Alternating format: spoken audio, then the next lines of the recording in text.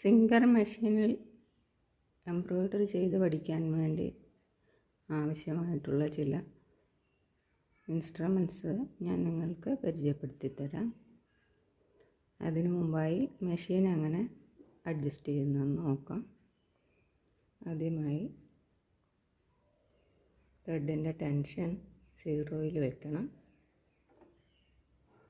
Zigzag ചെയ്യാൻ വേണ്ടി എപ്പോഴും 0-നും 1-നും ഇടയിൽ വയ്ക്കുക.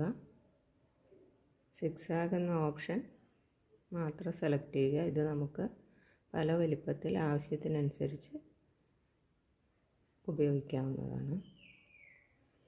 പിന്നെ വേണ്ടത് നമ്മുടെ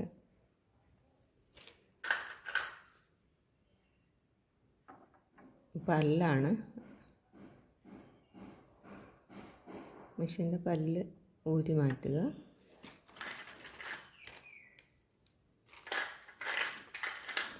പിന്നെ മെഷീൻ്റെ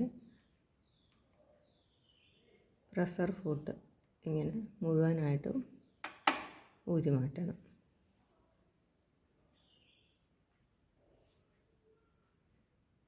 പിന്നെ നമുക്ക് വേണ്ടത് എംബ്രോയ്ഡറി ഹൂപ്പാണ്. അത് 4, 5, 6, 7 ഇഞ്ച് വലിപ്പമുള്ളതാണ്. നമുക്ക് ഈ മെഷീന് സൂട്ടാവുന്നത് എംബ്രോയ്ഡറി ചെയ്യാൻ. പിന്നെ നമുക്ക് തുടക്കത്തിൽ ഇതേപോലുള്ള നൂലുകൾ ഉപയോഗിക്കാം. വലിയ നൂലുകൾ ഉപയോഗിച്ചാൽ നിങ്ങൾക്ക് കുറേ നാൾ ഒരേ നൂലിൽ തന്നെ വർക്ക് ചെയ്ത് പഠിക്കാൻ പറ്റും. ഇത് പല നിറത്തിൽ അവൈലബിളാണ്. ഞാനിവിടെ നിങ്ങളെ പരിചയപ്പെടുത്തുന്നത് ഈ 2 നൂലുകളാണ്. പിന്നെ നമുക്ക് കുറച്ച് പഠിച്ചതിന് ശേഷം ഇത്തരം സിൽക്ക് നൂലുകൾ വാങ്ങിച്ച് അതിൽ പൂക്കൾ, ഇലകൾ ഇതെല്ലാം സ്റ്റിച്ച് ചെയ്യാൻ പഠിക്കാം. പിന്നെ വേണ്ടത് നമ്മുടെ മെഷീന് ഇത്തരം ചെറിയ നൂലുകൾ ഇടാനുള്ള സൗകര്യമേ ഉള്ളൂ. ഈ വലിയ നൂലുകൾ പറ്റുകയില്ല. അപ്പോൾ നമ്മൾ എന്താ ചെയ്യണം എന്ന് ചോദിച്ചാൽ ഇത്തരം ഐസ്ക്രീം ബൗളുകൾ ഇതുണ്ട്. ഇവിടെ ഒരു ഹോളുണ്ട്. ഈ നൂല് ഇട്ട് അടച്ചതിന് ശേഷം നൂല് ഇതിലൂടെ വലിച്ചെടുത്തിട്ട് അവിടെ എവിടെയെങ്കിലും വെച്ച് സാധാരണ പോലെ നൂല് ഇതിൽ ചുറ്റാവുന്നതാണ്. അതേപോലെ ബോബിൻ കേസിനും സാധാരണ പോലെ നൂല് ചുറ്റിയാൽ മതി.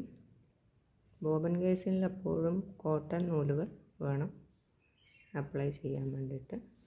പിന്നെ നമ്മുടെ മെഷീന് എക്സ്റ്റൻഷൻ ബോർഡ് വാങ്ങിക്കാൻ കിട്ടും.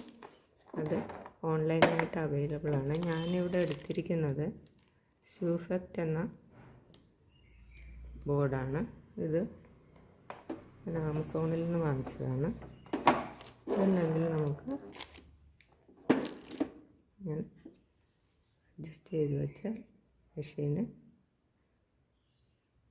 നല്ലൊരു ബോർഡും നമുക്ക് കിട്ടും. പിന്നെ വേണ്ടത് നമുക്ക് എംബ്രോയ്ഡറി പഠിക്കാൻ വേണ്ടി ഈ ഒരു നൂല് ആവശ്യമാണ്, ട്വൈൻ നൂല്. അത് ഞാൻ വരുന്ന ക്ലാസ്സുകളിൽ നിങ്ങൾക്ക് പഠിപ്പിച്ചു തരാം. ഇത്രയുമാണ് നമുക്ക് എംബ്രോയ്ഡറി പഠിക്കുവാൻ വേണ്ടി ആവശ്യമുള്ളത്.